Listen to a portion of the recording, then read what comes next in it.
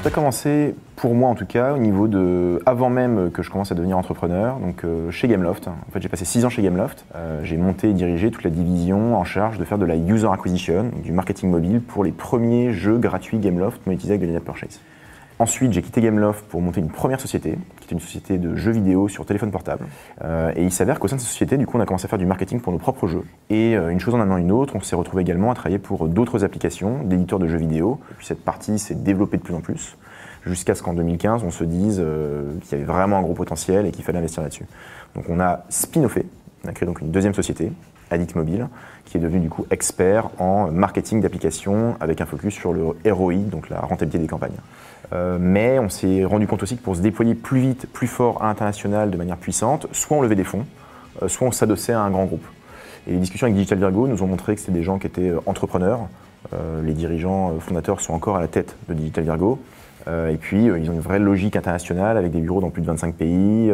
Le groupe dépense plus de 100 millions d'euros par an en budget marketing sur toutes les sources d'acquisition. Donc on est un des plus gros acteurs mondiaux en termes de dépenses marketing pour de l'acquisition héroïste.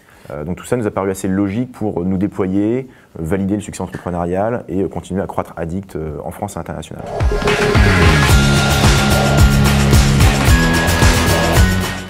Addict aujourd'hui, c'est plus de 50 personnes qui géreront de l'acquisition pour des clients en Europe et aux États-Unis. Donc on a des clients pure players américains. Et on prévoyait de lancer aux US, mais Covid oblige, ça a un peu ralenti tout le process. Alors en soi, tout le monde du mobile et des applications vraiment connaît un boost avec le Covid et le confinement. Donc c'est plutôt un secteur porteur pour nous.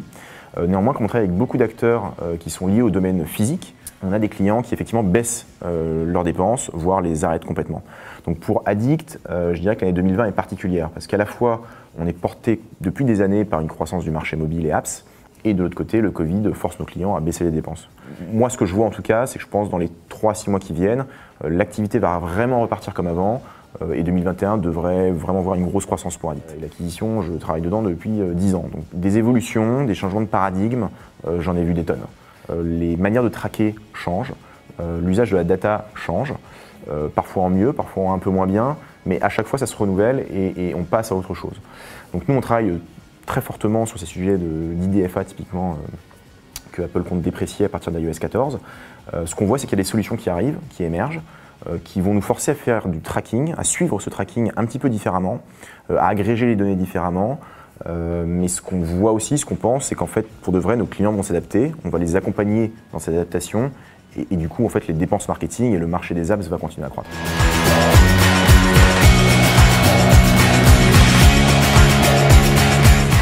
Alors, c'est une bonne question, et je crois que depuis la création de Mobile Life, donc ma première société de jeux vidéo, depuis 8 ans, les gens me disaient déjà, les apps, c'est fini, avec la 5G, avec les nouveaux usages, le web va revenir, il n'y aura plus d'apps. Moi, ce que je vois, c'est que chaque année, il y a de plus en plus d'apps téléchargées, il y a de plus en plus de smartphones, et donc ça se déploie. Je pense qu'il va y avoir des évolutions. Peut-être qu'on arrêtera de télécharger les apps comme on le fait aujourd'hui, mais ça va prendre du temps. Parce qu'au final, ce qui procure aujourd'hui la meilleure expérience utilisateur, et ce qui est le plus utilisé, c'est vraiment l'application elle-même. Donc moi, je crois vraiment que dans les années qui viennent, le monde de l'apps va perdurer et ne fera que croître. Et par rapport aux super apps, qui sont effectivement un sujet intéressant, qui se développent très fortement dans les pays émergents, en Asie, en Amérique latine, et qu'on voit potentiellement émerger également dans les pays occidentaux, je pense qu'au final, on revient au fait qu'on a des applications qui prennent maintenant un peu la place des portails qu'on pouvait avoir il y a 10, 15, 20 ans avec AOL ou Yahoo. Ces applications-là, comme Instagram, comme Facebook, comme TikTok, comme Snapchat, deviennent en soi des portes d'entrée sur le monde online.